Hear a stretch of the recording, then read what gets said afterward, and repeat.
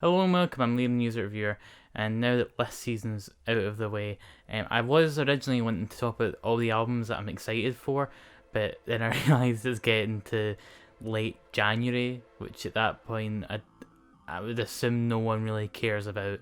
But you usually have to get like right out of the gate with that one, and I usually leave my list till kind of mid-January, so I thought, would it not be more fun if I just made a complete fool of myself, or more so than usual, and just try and predict how this year music's gonna go down? I'll be trying to predict what albums are coming out, how good the albums might be, maybe some sort of like festival award show type stuff. And most of this is probably gonna just not turn out correct, though if it does, don't you worry, I'm gonna be patting myself on my back more than enough for you guys to have to do that for me. But if you've got any like wild predictions of your own, feel free to hit out with them, and we'll keep tally of them. And then this time next year, we'll see how any of it came down, and maybe it'll be a good pattern to get into. But we'll begin with 2020. How years often start with January. Glastonbury will be announcing their final headliner this month, along with Taylor Swift and Paul McCartney. Kendrick Lamar will be headlining the famous cult festival, which will make Kendrick Lamar only the fourth hip-hop artist to have headlined the festival, the other three being Jay-Z, Kanye West and Stormzy. Many will regard the performance as being one of the best of the entire weekend. Other than that, in January we'll be having the Grammy Award results, and Billie Eilish and Lil Nas X are just going to sweep up a good chunk of the awards, and your uncle is going to be absolutely raging about it on Twitter and Facebook.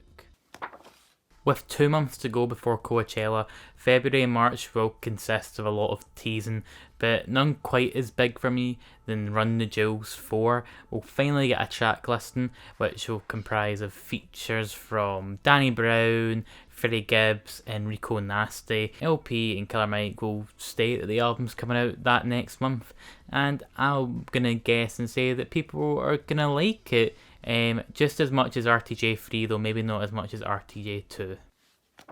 You'll be scrolling through your timeline in March when all of a sudden you'll just see people tweeting, New Kendrick, The Heart Part 5.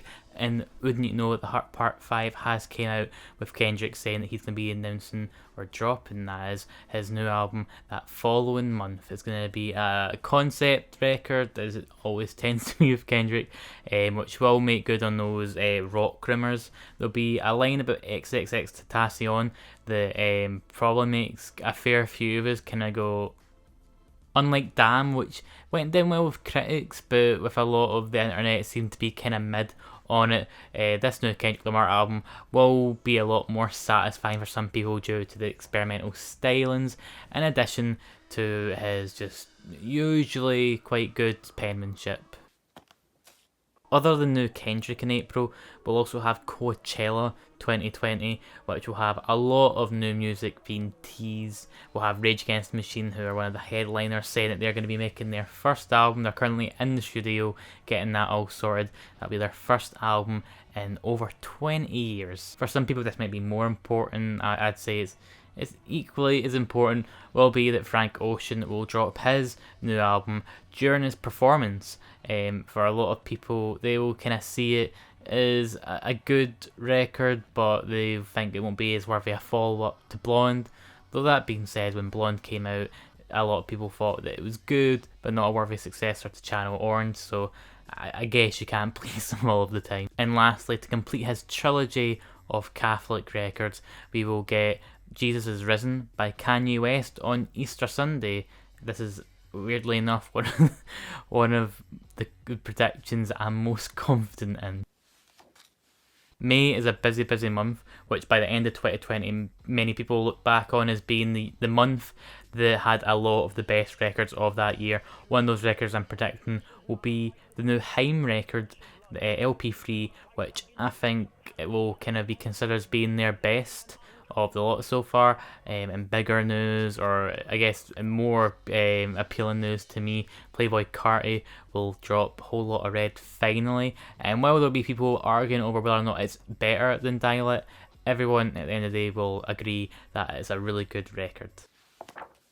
After years and years of waiting, Rihanna finally drops her new album in June. R9 is what it seems to be getting called, and I think that'll actually be the title they'll go for. It'll be a return to her more kind of popular early noughties days as compared to Anti, but it'll also have a Travis Scott feature because, of course, it probably will. Also, this month, Grimes gives birth to her child, which will be called Sega Dreamcast. Following on from 2016's Lemonade and the Homecoming live album, Beyonce dropped a new album in 2020. It's got a whole host of great production credits on it. It also gets surprise dropped because it's a Beyonce album, of course it will be. And Blue Ivy has an interlude on it, and there'll be like 500 think pieces about it. And I think at some point in all that think piece bombardment, Beyonce's going to get accused of cultural appropriation. The sun is out, everyone's finally soaking in all of the rays, so what better time than for The Cure, the king of goth, to finally announce they're going to be putting out some new music. They've been rumouring it for quite a while, and they will bring out a new song in August, and they will say that the album's due to come out later that year, just in time for Halloween. I'm going to make your teenage/current selves very happy with this prediction here. My Chemical Romance are back, we already know that, but they'll be dropping a new album this month. It'll be more of a return to that glam rock, gothic grove, kind of like, you know, your Black Parade stuff, and it'll be considered by many to be a worthy addition to their discography, an improvement over Danger Days. It'll have production/feature credits from artists such as Code Orange, and then they'll announce a UK tour so that I don't have to travel to bloody Milton Keynes and pay over 80 quid to see them. It's been 3 whole years of me thinking about you every day.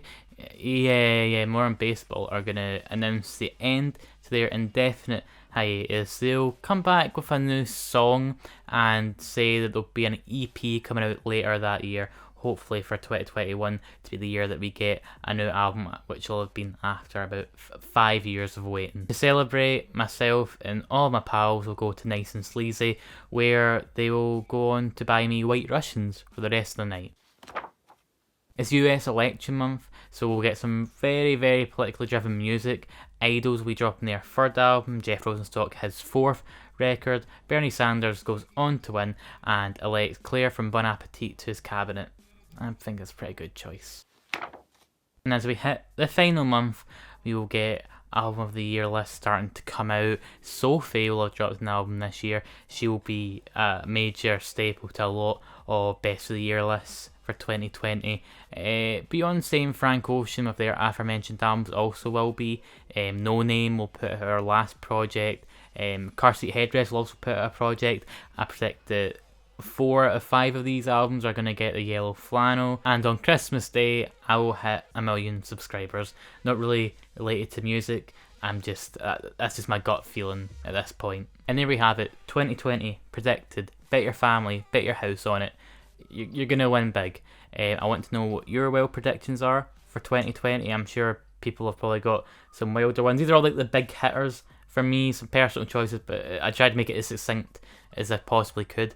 I'm looking forward to bringing out some great content for you guys in 2020. There's been a bit of a regular schedule at the moment, and I will try to make an appearance as often as I can, but I do want to try and make those big videos like the Cure one.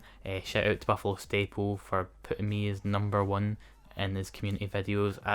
That just spurred me on to just put as much effort as I can into making these seemingly silly videos that mean a lot to me. Go follow me on Twitter because I'm on there very often. We can get chatting, you can join me in doing stuff like I've been doing. I don't know what side's got more space on it just now, but that's kind of stuff that I do. Follow me and rate your music. I put reviews on there as well. I don't know what I'll be putting out next time for you guys, but yeah, what did I say again? Oh yeah, stay safe and stay hydrated.